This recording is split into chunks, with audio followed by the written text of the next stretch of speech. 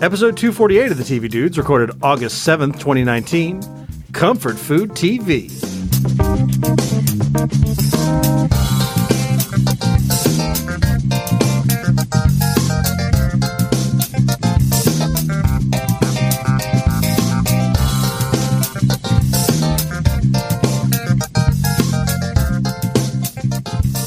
Guys, do you ever sit down with a big plate of mashed potatoes and watch TV? That's what this episode's about, right? Yep. Wait, I thought we were going back over all the cooking shows. Oh, you're right. Yeah, we're talking all the cooking shows. Great Bake Off, Great Cook Off, Great Beat Off. Wait, what? That last one is not a cooking show. Great British Beat Off. It's an egg. Great British it's Beat an Off. egg show. The Great British Beat Off is The weirdest actually thing about that show is that it's outside. and it's soccer hooligans. It's just soccer hooligans just beating each other to death. That would have been Yeah. I thought it would. So, No, but for real. yeah, we're going to talk about the TV you watch when you're like, I want to watch something that I've already seen that is familiar, and I still laugh at the jokes. Maybe I still love it. Like, so we figured we'd talk about some stuff that maybe we go back to the streaming, whether it's stuff we go on streaming or we happen to have, like, because we're old people. At least I am. Do you have on physical media? I have them on DVDs. Oh my gosh. Yeah. What place that? Ooh, actually, one of mine that I was going to talk about was a recent DVD purchase. Are Interesting. those like tiny Yeah. laser discs? Yes, they're like tiny laser discs. Yeah. Okay. Yeah. Holy shit! Side note, but laser discs are expensive. I was like, man, that'd be fun There's to a kind of have handful as of a them at half-price novelty. books, dude. Just like put them up there. But Yeah. oh my god, they'll go for like 80, 150 bucks Crazy. sometimes. Yeah, Every once in a while you'll see them at half price. You know what's cheap? What? Stealing a laser disc wrapper from your friend. They don't care about that. You just take the wrapper. And that's the only part I want. So we're the TV Dudes. I'm Randy. I'm Kyle. I'm Les. And you can find us over at patreon.com. /TV dudes. Indeed. If you believe want it to is. donate like $1 an episode and help us keep the lights on here at the Permanent Record Studios. For $20, we'll watch whatever the hell you want. Yeah. It's dangerous but true. And so this week we're going to talk about some comfort food TV. We're going to jump around, talk about things that we watch. I don't have a particular format in mind this week. I think we each have a few shows in mind, but what do you guys look for in your comfort food TV? So in college, I had an undiagnosed depression issue and had never gone to therapy or anything. So I spent an awful lot of my school years hiding from people in general in a dorm room and freaking out. So I had a couple of movies that were always my emergency, like, oh fuck, I can't deal today. I need to go just hole up and watch Ferris Bueller's Day Off or weirdly Fight Club. Oh, interesting. Okay. See, when I was in college, in the late Pleistocene area, I had a big, giant, bulky VCR, which I had taken from I my should say parents. Fight Club came out Nice. while I was in college. And I had tapes that were 3 movies taped from HBO. Yes. That's how I grew up, with yeah. the case of those where your family crammed one extra movie on there by cutting everything out into the credits. Yeah. So I will forever associate things like Quick Change with Midnight Run because it was Quick Change leading into Midnight Run, leading into Running Scared. Just saw Quick Change in the theater again. Yeah. Now twice now I've It's seen that great. in the theater. And so I didn't watch a ton of TV in college, but I watched a lot of movies like that, and that was my comfort food. But as I've gotten older and I've gotten more streaming and I started buying TV shows on DVD because that wasn't a thing. You had to buy them on VHS, and they were $20 an episode. I started buying like full seasons, and I've started rewatching about once every year, once every couple of years, there's a few things, and it's all sitcoms. Hey, do you guys remember that first DVD box set you got, kind of in the pre-streaming? Sopranos. Like that first Sopranos for you? Oh man, It was Smallville I don't for me. remember. I don't remember the first X-Files maybe. Oh yeah. See, X-Files I watched entirely on VHS tapes, like you were talking Yeah. about, from a roommate of mine that had every X-Files episode. That is how I originally watched it, but That's I think also how I watched a lot of Star Trek. I think I bought X-Files because I wanted to have it in something besides 100 VHS tapes. Yeah. I used to comfort watch Nova documentaries or Nova episodes, Ooh. and also there's a show called Connections with James Burke, and there's 3 different versions of it. It's a, I believe, BBC documentary series, and the dude takes 2 completely disparate inventions or huge concepts, like world-changing concepts, like Yeah. the steam engine and the stock market algorithms, and walks you through the 25 things or whatever that are connecting those two, like the invention. So somebody from this project and did such and such work that allowed steam engines to work efficiently.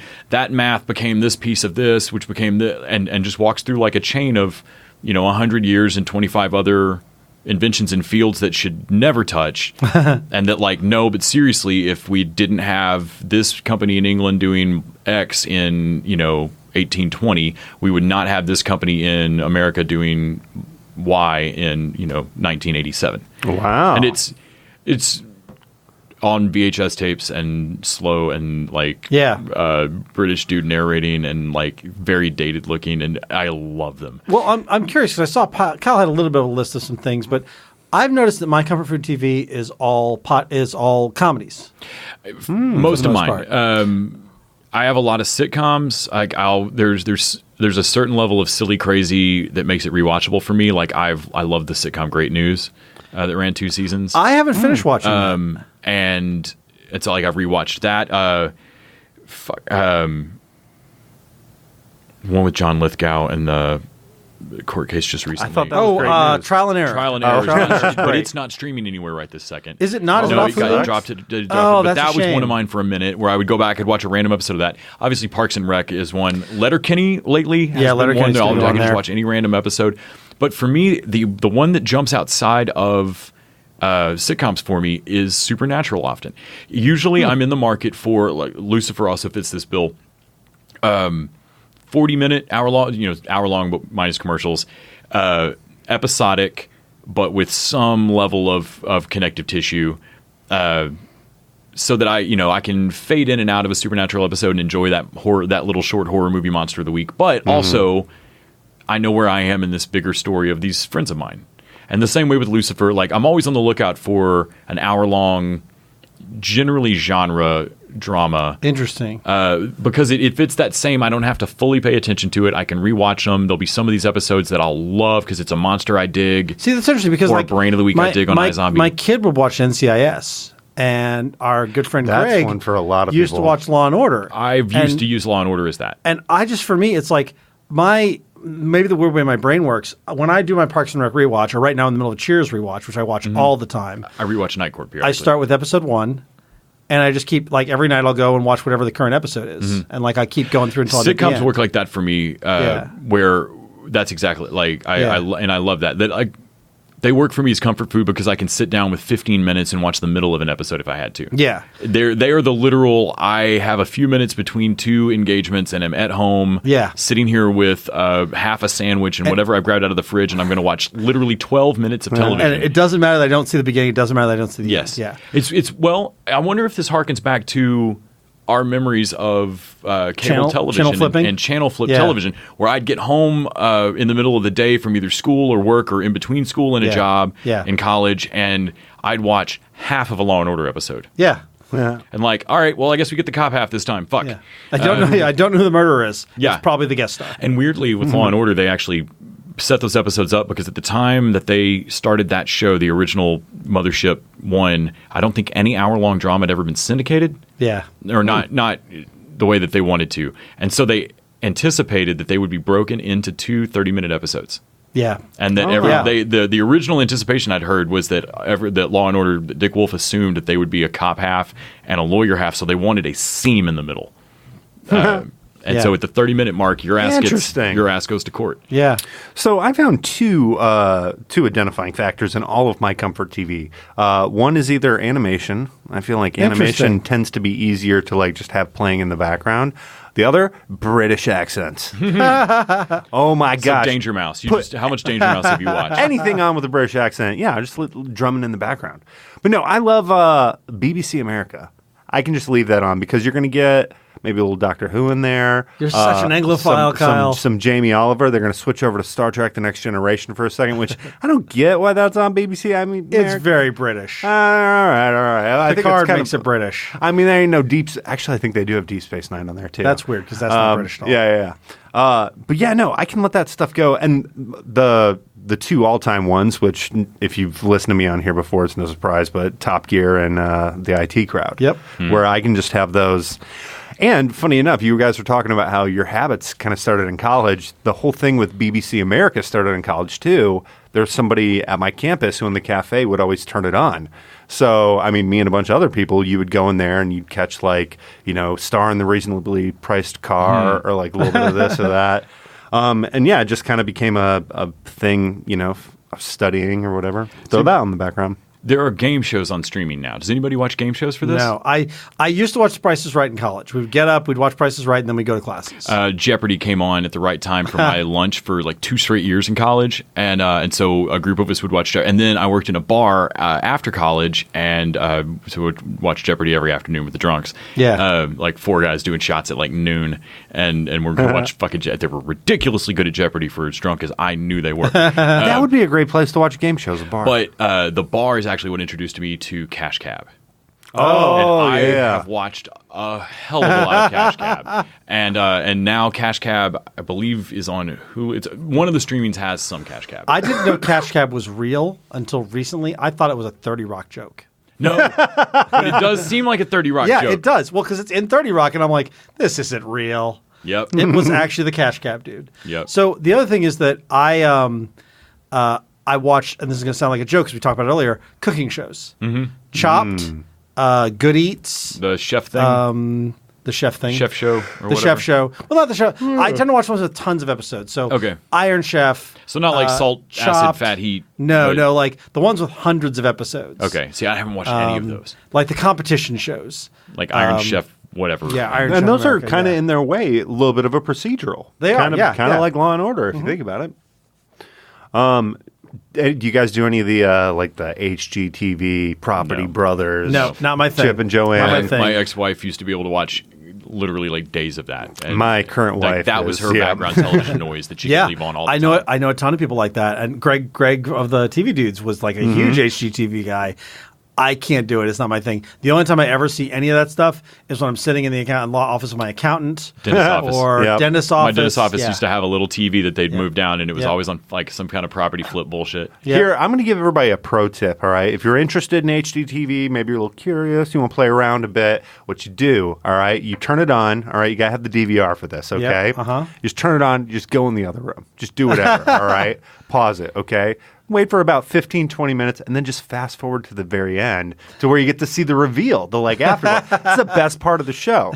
And you get to skip those formulaic commercial breaks where they do the same clip at the beginning and Yeah. the end of each commercial It's break. like the same way you should probably do like The Bachelor and shit. They need to. Yeah. They need to make a clip show that's just oops, all reveals. Actually, no lie, I found a YouTube channel that does just like 3 minutes of like really badass homes and then next video. And I was in my garage the other day and just watched like 20 of these on loop. This has to exist, but I assume that there's just a spoiler TV YouTube channel where Oh, someone probably, goes yeah. through and just cuts the spoiler moments together. You know what else? It's just like 4 people get shot and then credits. Something else that I wish was on my list that I still haven't watched enough of is Queer Eye. Oh, Like and Queer I've Eye seen all is of that. such uplifting TV, and I wish I would just. For whatever reason, I'm never in the mood for it. And that's the thing. Like, it is super comfort TV. Yeah. Like, I feel so great after watching Queer Eye. It's Yeah. ridiculous. Yeah. Like, you're in love with everybody, and like all these people that you would probably slap in the face if you met them on the street. And Yeah. You're like, they should have a beautiful home. They're wonderful people. Yeah, one time I got sucked into an America's Next Top Model marathon. Oh, shit. I did an entire season and I was there every moment with those girls. Like I felt it. They made me feel Drag it. Race can do that.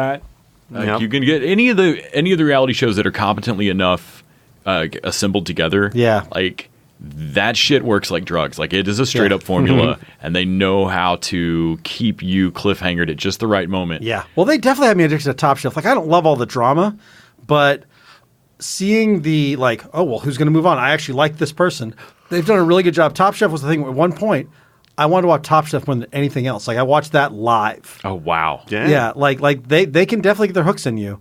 And I think it's interesting is that you can then go back and see if you don't know who won it, it can be comfort food TV. Like I haven't seen the first like 10 or 11 episodes or seasons of Top Chef. If they were to put that on Netflix, easily accessible at the front of my, hey Randy, you want to watch this? I'd probably watch that. Don't they also have that format where they do a few episodes and then the winners of each episode come back for like a super episode? Well, yeah, they do Last Chance Kitchen now. It's just like their web series that they tie into. Yeah. Yeah, so I think cooking shows and reality shows are also really good bingey comfort TV. Besides like Law and Order or Lucifer, that kind of thing, are there any like dramas? Are there serialized dramas that you guys consider comfort food TV? Do you ever revisit long form? I have rewatched Good Wife. Interesting. Okay. But there's a lot of silly arcs and stuff. I mean, like it's a drama, but they have a lot of fun with like goofy stuff in that show. I mean, I have one season shows like Terriers. Obviously, I'll rewatch it once. I've rewatched Middleman, obviously. Gosh, yeah, I think the closest thing that I could probably think of, and I don't know if I've watched it more than twice, but would be The West Wing. Oh yeah, West Wing's great comfort TV. Yeah. That's a great one. It comforted me all the way through both W administrations. Yeah, it's not helping so much right now, but I watch every now and then. But no, it's drama's kind of hard because a lot of it is if you already know how the trick's done. It doesn't. Yeah. It does. Whereas comedy, you'll get like different things out of it. Even sometimes if it's a joke you like, it's like tell me that joke again. Yeah. But West Wing has that thing that comedy has, which is like it's like you're hanging out with people you like. Yeah. Oh yeah. Like good characters. I wonder to some extent if ER could work on that level because ER had that element of like all the characters were likable and interesting. But I think if I wanted to watch ER, I'd probably watch Scrubs instead. And I've rewatched huge chunks of Scrubs. Yeah. It surprised me a few years ago when I realized that there were enough That 70s Show episodes and it was syndicated in enough places that it was becoming oh shit, that's just on television. Yeah, if you want to watch That 70s Show, it's on somewhere. And, and a few years ago I forgot family I was visiting or what, but I watched a ton of That 70s Show and I forgot how much I enjoyed it's super fun. Lot of that show. And it's got a good cast. Yeah, and you can just drop in wherever. And like, oh yeah, I guess we're in this year of their lives. So, do you guys watch either of the big ones, Friends or The Office? I watched The Office, but way later, and I never got nearly as into it as a lot of people. Kyle? Yeah, never Friends, but I Friends. definitely gave The Office. I think I even did one season with Ed Helms. Oh, okay. I really love The Office. I didn't watch all of it. I dropped off after Michael, and I came back for the finale. I've never gone back to rewatch it. I know some people like The Office and Friends are like the big Netflix shows. I don't understand how Friends gets watched now. I watch Friends. That did not hold up well to me. I still watch Friends. I watched Friends. I was right out of college. I was right in that early 20-something. I watched the whole first season, jaw open, like bated breath, waiting to see if they'd kiss. So I have a huge nostalgic fondness for Friends, and even as problematic as that show is, and it is fucking problematic. Like there is gay panic. I was all about to say thing. if How I Met Your Mother hasn't aged well at this point, Friends really hasn't. Because the gay panic in it is ridiculous. Here's the thing: Marta Kaufman is definitely a showbiz legend. And I give some credit looking back at Friends. The cast is talented. The jokes are solid.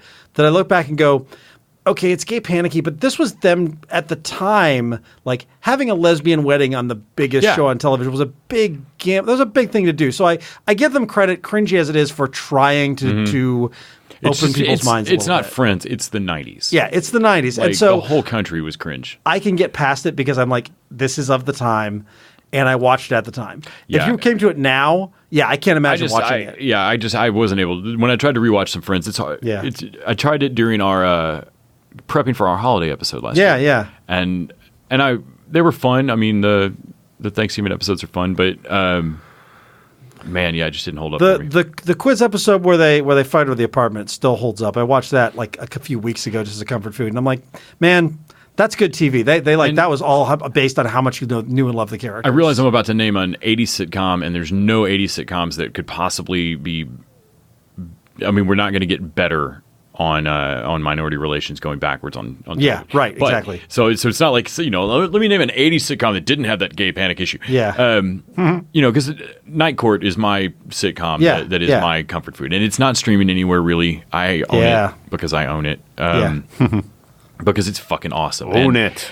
And it's a show that I watched when I was a little kid, and it was one of those that I would make time myself to just go watch, and like it came on. So I watched it for years, and then it got syndicated, and I could watch it, in reruns. Yeah. And so now at this point in my life, like it's my show, and as we move forward into the future, it's increasingly feeling like I'm one of a handful of people that remembers and loves Night Court. I used to watch Cheers and Night Court back to back for like 10 and 10:30. Yeah, same. Yeah, nice. And so, like, I know you love Cheers in the same way. I do love Cheers in the same way. And I love Night Court, but Cheers has my heart. And I'm the exact same. Like, I love Cheers, but Night Court's got my heart. Yeah. And so, like, I always kind of felt that because I know exactly what you mean when you sit down and watch an episode of that. Yeah. And that's Night Court's always been that for me. And if I had to name one desert island comfort food, I could just sit down and watch an episode and feel more okay. It's always that show. Well, that brings up an interesting question to me, which for all of us is Night Court is not on streaming anywhere. Mm-hmm. Like you only have it because you have a DVD. What are the holes in your collection? Because I have a couple. One is, and I have these on DVD so I can watch them. One is News Radio, which is one of the best ensembles in TV, and so many people don't even know about the show. One season of it on Crackle. Yeah, that's it. And same with Mad About You. I think it's streaming somewhere. Like it was on the OWN network or something. Yeah, it was on the was it ABC? It was on one of the apps for a minute, but I don't think it's on anywhere. No. So I have that on, and that one's a really watchable show for me. No, that actually held up pretty well. News Radio and Mad About You are my two big ones, and the other one that I don't own, and so I don't know if it holds up, is the Drew Carey Show. That is actually so. When I was at my dad's in Northeast Texas, watching just normal TV, they aired a shitload of the Drew Carey Show, and it's got some good performance. Like Ryan Kinney.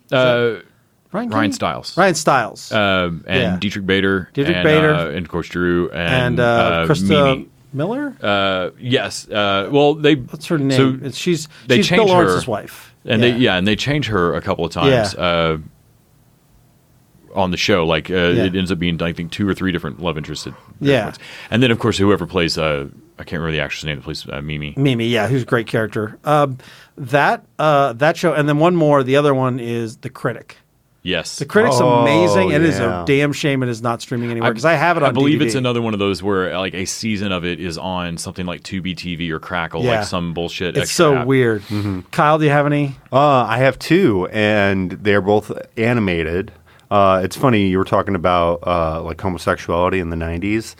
The cartoon Mission Hill actually touts itself as the first like televised live 2 men kissing on a show.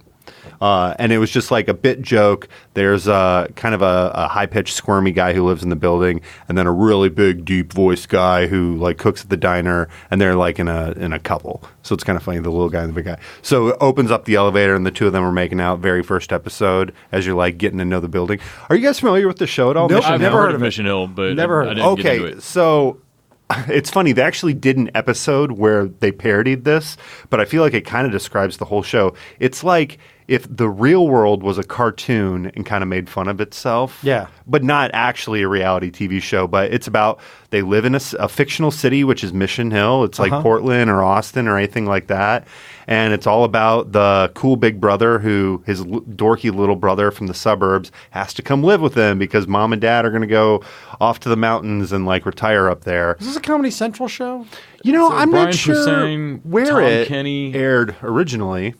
Scott Menville. It's got good people in it. Oh my gosh, yeah. It's got tons of great voice talent, but it's all about just like the weirdness of, young adulthood and of living in the city. And I remember the art style I just never watched it. Is really cool because, check out this cover. Oh, okay, yeah. It was one of the last shows to be colored by hand. So a lot of the colors they bought at wholesale. So they had some kind of funky colors to accommodate whatever they were able to get a hold of. So I really like the show. Their whole nighttime color scheme, like any scene that's in the dark or is in the evening, looks really cool. Like the purples and blues that they use. Adult Swim, 1999 to 2002. Oh, Adult Swim. Okay, yeah. But no, loved that. And then the other one that I really loved, Clerks Animated. Yes, me too. Clerks Animated my is God. so good, and I have that on DVD. That's the one I just bought on DVD this last week. So good. Because they're never gonna show that anymore. No, but God damn it, when they do a clip show in episode 2. Yeah. Oh, and it just calls back to the same memory over and over and over. Yep. Oh, that show. And the bear, the court car. case. Oh God, Bear is driving. Mario Joyner as Lando. Oh man, it's so good. Yeah. Oh my God, wasn't there a great Gilbert Godfrey thing too? Where, yes. Yeah. Who did he do the voice of? Patrick Swayze. Yeah, Judge Reinhold. Yeah. Judge Reinhold. And at the end, the choice to give Jay Barney Rubble eyes. Yeah. At the end, every episode, there's a big guy in a pool who says, "Thanks for watching." You know who that guy is? That's Dave Mandel, who ran Veep for the last 3 seasons. Oh, shit. Yeah. Oh, wow. Yeah. Dave Mandel went on to have a huge career in TV. And one of the first things he did was he was the producer on Clerks. Oh, wow. That's the animated awesome. series. So that animated series aired the week of my first wedding. And so I remember watching Clerks animated series premiere that week, and my roommate and I were like, at the time, we're like, oh, this is fucking awesome. It's and then so it was dead by the time I was back from the honeymoon. Yeah. Like that shit was canceled by the time I was back. Yeah, it was. And the thing is, I think they aired it out of order. I think it was another one where the network didn't know what they had. And I remember when I first saw it, I was like, I don't know about this. It's kind of not great. Alan Rickman turned them down because he didn't want to do too close to a Hans Gruber character. So they got Alec Baldwin to be there. And they told Alec Baldwin to just do a Hans Gruber impersonation. He's Leonardo, right? Yes. We got to nuke it from space. It's the only way to be, or nuke it from orbit. Oh, that does remind me of another one, though. Spaced. I don't think Spaced is streaming anywhere, but I have it on DVD, and that is great comfort food TV. That's the first thing that Edgar Wright and Simon Pegg and Nick Frost did together. I thought it was streaming, but you maybe... I don't know. It was on Hulu. It's on Hulu. Is it on Hulu? Oh, that's great. They never did a third season, right? They did not. It was one of those shows where after the second season, like you would read rumors online, but you also didn't have access to where it originally came from. Right. So you're like, is there some third season floating out there? Right. Just lived in urban legend for a while. I want to mention two things. I don't think none of us particularly watch, but I know if Grant were here, we'd definitely throw in, and that is Venture Brothers and Rick and Morty. I know that's a lot of people's comfort food TV. Yeah. Rick and Morty is one I can go back to. I like it, but I don't love it. I love Venture Brothers and I love Rick and Morty, but I don't rewatch them. Yeah. Anyway, we could talk about more, but we'll kind of wrap it up there. You guys can comment and tell us what your favorite comfort food TV. What did we miss? And hopefully you've heard some shows that you've never seen. Some of them which may be streaming. Some of which you might have to look for, like Kitchen Confidential. By the way, one season Bradley Cooper playing Anthony Bourdain. Oh yeah, totally great. Only on great. DVD. Oh, there's a bunch of great TV shows out there like this. Les does a podcast all about this kind of thing. Yes, I do. It's called The Good Die Young, and we just went through Happy Town, which is one season streaming on the ABC app. It's also Middleman, our first season, which is, again, not streaming anywhere. You had to buy it on DVD. You guys are... Oh, sorry. Say if your friend did a podcast about it and got you addicted to it and you had to buy the DVD set. And we're going to do that again to you on the next season, which is going to be about chaos. And that is not available anywhere. Kyle, what were you saying? Oh no, I was gonna call one from the play. I was gonna be like, because you're doing Trophy Wife for next season, right? Oh God, Trophy Wife isn't streaming anywhere either. I don't own that. That's so a shame. good. Actually, wait a second. Isn't that on not Hulu, but one of the other apps? I don't whatever think, the network. one of the was. apps. Is I think it's it's app. It's on the ABC app. Okay. Actually, yeah. And there's also Suburgatory, which I thought was really good. Yeah, there's a lot of great undiscovered TV out there. The Across the Street Idiot Son in Suburgatory. Yeah. Is on a show with Greg Stoltz called Enlisted, which was Bill Lawrence and I forget his name. and it's streaming on Crackle or something. It was great. That show's fucking great hysterical. one season show. Yeah. Anyway, David, yeah. Hope you guys discovered some new shows to watch to keep you through the summer doldrums. We'll be back in a week or two to talk about new shows, and until that time, TV Dudes out.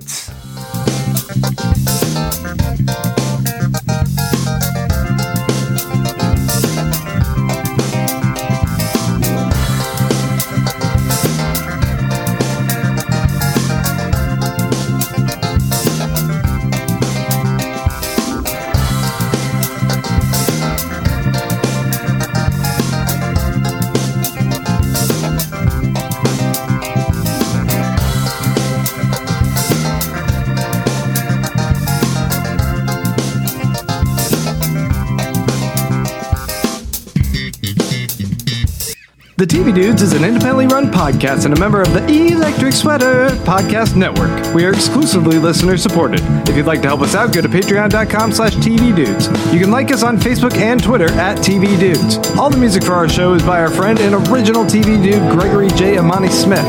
To find out more about us, go to thetvdudes.com and electricsweater.com. I'm Grant Davis. Thanks for listening.